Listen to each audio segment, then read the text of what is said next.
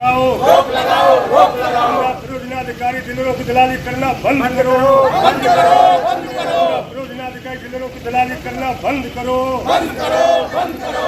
इंकलाब जिंदाबाद, जिंदाबाद, जिंदाबाद। आंदोलन संघर्ष समिति जिंदाबाद, जिंदाबाद, जिंदाबाद। नगर निगम होश में आओ, होश में आओ, होश में आओ। परिवारों को मकान देना होगा, देना होगा, देना होगा। परिवारों को मकान देना होगा, देना होगा, देना होगा। जिलाधिकारी की तानाशाही नहीं चलेगी, नहीं चलेगी, नहीं चलेगी। जिलाधिकारी की तानाशाही नहीं चलेगी, नहीं चलेगी, नहीं चलेगी। बोल साथियों, हल्ला बोल, हल्ला बोल, हल्ला इंकलाब जिंदाबाद, जिंदाबाद, जिंदाबाद। सीपीआईएम जिंदाबाद, जिंदाबाद। चाहे जो मजबूरी हो, मांग हमारी पूरी हो। चाहे जो मजबूरी हो, मांग हमारी पूरी हो।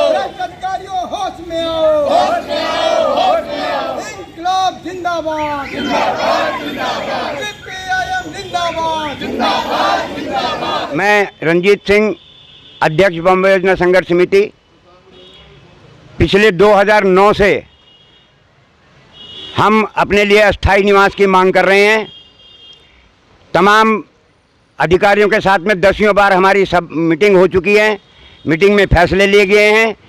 उसके बावजूद भी गाजियाबाद विकास प्राधिकरण और डूडा के अधिकारियों ने 31 जनवरी 2020 को हमारे 50 आश्रयहीन परिवारों के मकान को निकालकर बाहर कर दिया सामान। जब से आज तक हम लोग भटक रहे हैं। इस विरोध में हमने जिला प्रशासन पे धरना किया। धरने में नगर मजिस्ट्रेट श्री शिव प्रताप शुक्ल जी ने हमको आश्वासन दिया और उन्होंने कहा कि आप जो नियम हैं उनको पूरा करके आप अपने फार्म जमा कराइए, आपको मकान फरीदनगर में देने की हम आपको सूचना दे रहे हैं। हमने सारे कागज़ पूरे कराए और पूरे करा करके हमने परियोजना अधिकारी को 21 दिसंबर 2020 को हमने वो फार्म जमा कराए। 1.5 साल तक ये हमारे को चक्कर कटाते रहे। कभी कहते हैं तहसील में आपके फार्म भेज दिए गए हैं, तहसील वाले कहते हैं आपके फार्म परियोजना अधिकारी से हमारे पास आए नहीं। 1.5 साल धक्के खाने के बाद हमने फिर भूख हड़ताल करी। भूख हड़ताल में एडीएम सिटी साहब ने हमसे दोबारा वो पत्र मांगे जो हमने 3 जनवरी 2022 को जमा कराए। 2022 से आज तक हमारी फाइल वहाँ पर दबी रही। उसके बाद हम माननीय मंत्री, राज्य मंत्री श्री नरेंद्र कश्यप जी से मिले। उनके हस्तक्षेप के बाद वो पेपर हमारे 8 मई को उनके हस्तक्षेप के बाद में परियोजना अधिकारी के पास में आए हैं।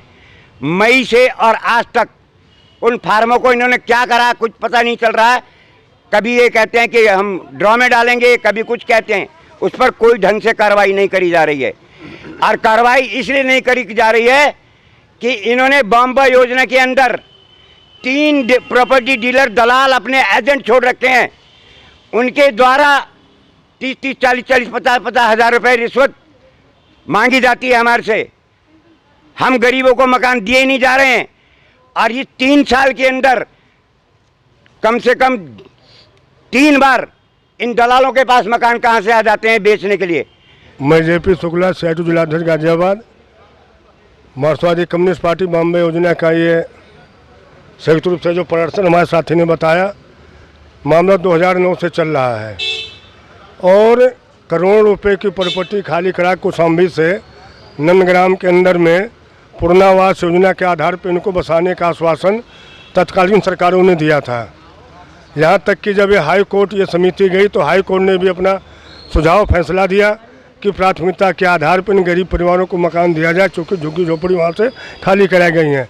विभिन्न स्तरों पे एडीएम प्रशासन, city magistrate, ADM finance, DUDA अधिकारी, नगर निगम, जीडीए, यानी 2009 से अब तक ऐसी प्रशासन में जो भी कोई जिम्मेदार अधिकारी उनके समक्ष तमाम तरह की वार्ताएं हो चुकी हैं। लास्ट में निकल के आया कि फरीदनगर के अंतर्गत में नियमानुसार कार्रवाई करने को हम मकान देंगे, आप फार्म भरिए। अभी साथी ने बताया कि 2 साल से फार्म भर गए। जाति आय का जो पैमाना था फार्म भरने का, तहसील में भेज दिया, तहसील ने कह दिया निगम चुनाव आ गया, विधानसभा चुनाव आ गया, बहानेबाजी करते रहे कि हमारे पास में स्टाफ नहीं है। आज की परिस्थिति में पुनः फिर पीछे 1 महीने से प्रयास चल रहा है।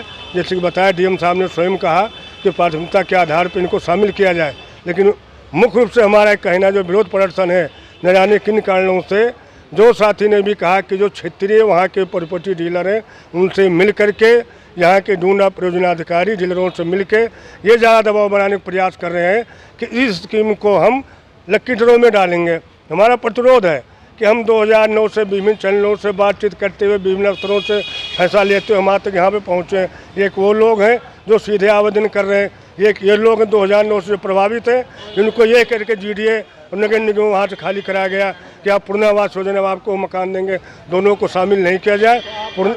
हमारा मानना ये है डूना परियोजनाधिकारी के बिना लक्की ड्रॉ में डाले हुए 53 परिवारों को जो सूची संलग्न है, जो प्रशासन स्तर बातचीत हो चुके हैं, इनको मकान लक्की ड्रॉ में बिना डाले हुए जो है फरीदनगर के अंतर्गत में अथवा बॉम्बे योजना में कहीं ना कहीं दिया जाए।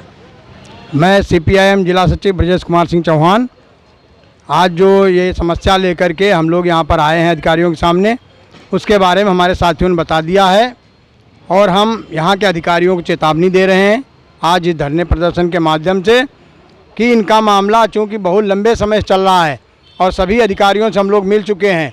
उन्होंने भी कहा कि इनको मकान आवंटित होना चाहिए, उन्होंने ऑर्डर भी किया है। उसके बाद भी ये यहाँ पर काम रुका हुआ है, उसे जल्द से जल्द पूरा किया जाए।